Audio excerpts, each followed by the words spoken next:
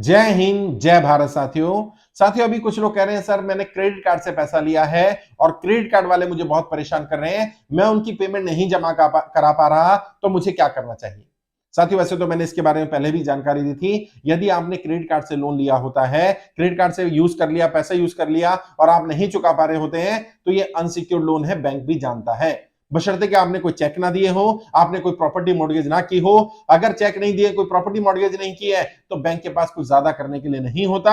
Bank आपको legal notice भेज सकता है रिकवरी के लिए, लेकिन ज्यादातर केस में बैंक सेटलमेंट करना ही पसंद करता है। बेहतर यह रहेगा यदि आप पेमेंट नहीं कर पा रहे हैं, पेमेंट को सेटल कराने की कोशिश करिए। सेटलमेंट में भी दो विकल्प होते हैं। एक तो विकल्प होता है कि आप लमसम अमाउंट देकर के पूरा अमाउंट क्लियर कर दें। कई जगह पर तो मैंने देखा क्रेडिट कार्ड का आउटस्टैंडिंग था 3 लाख रुपए और वहां उस व्यक्ति ने मात्र 40,000 रुपए में उसको सेटल कर दिया, क्योंकि बैंक वाले को पता चल गया था कि इसके पास देने के लिए कुछ नहीं है, कुछ रिकवरी नहीं हो सकती है इससे, तो 40,000 रुपए मान गया। तो मैं नहीं कह रहा हर जगह ऐसा होगा, लेकिन आप रिकवरी के लिए बात करने से पहले, जब व्यक्ति रिकवरी के लिए आ रहा है, उससे पहले सेटलमेंट के लिए बात कर लीजिए कि मैं सेटल करना चाहता हूं, मेरी स्थिति ठीक नहीं है। कोशिश करेंगे तो बैंक वाला भी, अगर आपकी बैंक में जान पहचान है, मैनेजर से जान पहचान है और आपका पुराना ट्रैक रिकॉर्ड अच्छा रहा है, तो बैंक वाले ऐसा नहीं कि सीधा आकर के आपको थ्रेट करना शुरू कर देंगे, आपको लीगल नोटिस भेज देंगे। वो आपसे बात करेंगे, आप बैंक मैनेजर से बात करिए, उनके सीनियर से बात करिए और उनको अपनी जेन्युइन स्थिति बताइए कि आपके पास स्थिति क्या है और आप कितना पैसा पे कर पाएंगे। और ऐसा नहीं होता कि सेटलमेंट वन टाइम में करना है। ऐसा भी हो सकता है कि सेटलमेंट अमाउंट ज्यादा हो, मान लो 2 लाख रुपए सेटलमेंट अमाउंट आया आपका और आप एक बार में नहीं दे सकते, तो अब आप क्या कर सकते हैं, उसकी इंस्टॉलमेंट बनवा सकते हैं। जी हाँ, सेटलमेंट अमाउंट पर भी ईएमआई का ऑप्शन रहता है। आप 2 बार में, 3 बार में, 4 बार में सेटलमेंट अमाउंट को दे सकते हैं।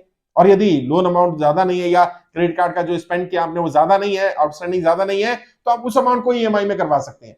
कई जगह पर 1 साल का, कई बार 2-2, 3-3 साल का भी ईएमआई बन जाता है। मान लीजिए आपका 2 लाख रुपए अमाउंट है, आपने 2 साल का ईएमआई बनवा लिया, तो ईएमआई में आपका बहुत कम अमाउंट जाएगा, आपको पता भी नहीं चलेगा। 5,000, 7,000, 8,000, जो आपकी रेंज, जिस रेंज में आपको लग रहा है कि आप इजीली दे सकते हैं, उस रेंज में आपको ईएमआई करवा लीजिए उसको। बैंक से बात करिए, बैंक के पास और भी बहुत सारे विकल्प होते हैं। यदि आपने क्रेडिट कार्ड से अमाउंट लिया है, अगर आप उसको नहीं भर पा रहे हैं, तो बैंक के पास लोन देने का भी विकल्प होता है। उस लोन से आपका क्रेडिट कार्ड का अमाउंट वो लोग पे कर देते हैं और उसकी इंस्टॉलमेंट आपके हिसाब से बना दी जाती है। मान लीजिए आपका 2 लाख आउटस्टैंडिंग है, आप नहीं दे पा रहे हैं, बैंक में आपके रिलेशन अच्छे हैं, आपने उससे लोन ले लिया, अब लोन मिला आपको 2 लाख रुपए का, वो आपने क्रेडिट कार्ड का सेटल कर देगा वो, और अब आपको इंस्टॉलमेंट दे देगा 3,000, 4,000, 5,000 रुपए महीने की, जिसमें आप इजिली बात कर सकते हैं, काम कर सकते हैं। लेकिन ये सब कब होगा? जब आप भागेंगे नहीं, जब आप लड़ेंगे। ये समय हालातों से लड़ने का है, ये समय डरने का नहीं, भागने का नहीं है। और आपकी स्थिति खराब हुई है, ऐसा घबराइए मत कि केवल आपकी हुई है या आपके कारण हुई है। आज बहुत सारे अच्छे अच्छे लोगों की स्थिति बहुत ज्यादा खराब है। लोगों की आर्थिक स्थिति इतनी खराब है कि मैं आपको क्या बताऊं, लोगों को अपने मतलब अपना जीवन चलाने के लिए दिक्कत आ रही है।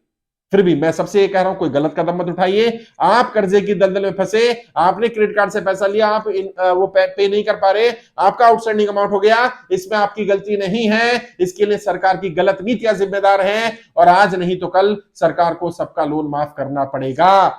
जो लोग ईएमआई भर सकते हो वो ईएमआई भर दें, जो लोग सेटलमेंट कर सकते हो वो सेटलमेंट कर लें, जो लोग ईएमआई भी नहीं भर सकते, सेटलमेंट भी नहीं कर सकते, वो कर्जा मुक्ति अभियान में अपना फॉर्म भरें और बताएं कि मैं कर्जा मुक्ति अभियान से जुड़ा हुआ हूं, मैंने कर्जा माफी के लिए आवेदन किया हुआ है। जब तक सरकार से कोई जवाब नहीं आता, कम से कम तब तक मुझे परेशान ना किया जाए। और बहुत सारे बैंकों ने बहुत सारे लोगों को रियायत भी दी है।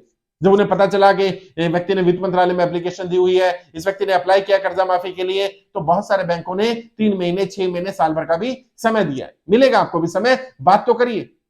कई लोग कहते हैं यहां भी आकर के कहेंगे कि नहीं सर समय नहीं दे रहे बैंक वाले। मैं उनसे पूछता हूं, आपने बात की?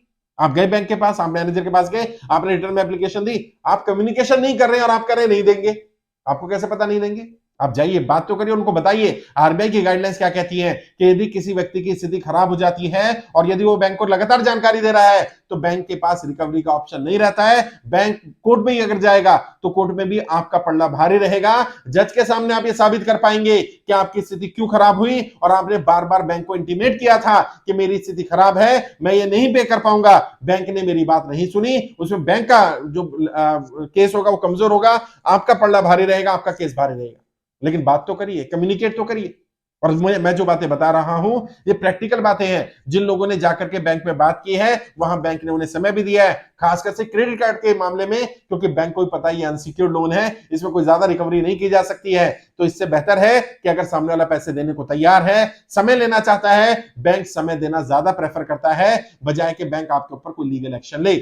और फिर भी अगर कोई वकील से नोटिस आता है, लीगल नोटिस आता है, तो आप किसी वकील के थ्रू उसका जवाब भी दीजिए। भागना नहीं है, मैंने कहा ना, लड़ने का समय है, डरकर भागने का समय नहीं है, मुकाबला करिए। और स्थिति केवल आपकी खराब नहीं है, बहुत सारे लोगों की स्थिति बहुत ज्यादा खराब है, भले लोग बोल नहीं रहे।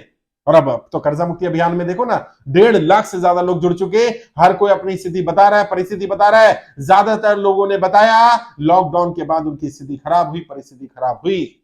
और अब फिर कोरोना का कहर दिखाया जा रहा है, बताया जा रहा है कि कोरोना आने वाला है, ये आने वाला है, वो आने वाला है, ताकि इंसान डर के मारे घर बैठ जाए, व्यापार और बंद हो जाए, नौकरियां तबाह हो जाए, और फिर जब नौकरी छूट जाएगी, व्यापार बंद हो जाएगा, लोग और ज्यादा कर्जे की दलदल में फंस जाएंगे। आपको इससे भी सतर्क रहने की जरूरत है। अपनी सेहत का भी ध्यान रखना है, व्यापार भी चलता रहे, सेहत भी ठीक रहे, दोनों का ध्यान रखना है। लेकिन घबराना नहीं है, डरना नहीं है, परेशान नहीं होना। कर्जा मुक्ति अभियान में जुड़िए। अगर खुद जुड़ गए तो कम से कम 100 लोग के फॉर्म भरवाइए। जैसे ही हमारे पास 1 करोड़ लोग हो जाएंगे, यकीन मानिए सबका कर्जा माफ हो जाएगा। और मैंने बार बार कहा है, एक एक व्यक्ति का 1-1 रुपए का लोन माफ कराया जाएगा, चाहे वो एजुकेशन लोन है, हाउसिंग लोन है, क्रेडिट कार्ड से लिया गया पैसा है, पर्सनल लोन है, किसान क्रेडिट कार्ड का लोन है, किसी एनबीएफसी से लिया, साहूकार से लिया, रिश्तेदार से लिया, जानकार से लिया, सबका लोन माफ कराएंगे और आपको कर्जा मुक्त कराया जाएगा। ये कर्जा मुक्ति अभियान एक एक व्यक्ति को कर्जा मुक्ति तक जारी रहेगा, ऐसे ही चलता रहेगा। एक एक व्यक्ति को कर्जा मुक्त करना, ये मेरा ध्येय है, मेरा उद्देश्य है।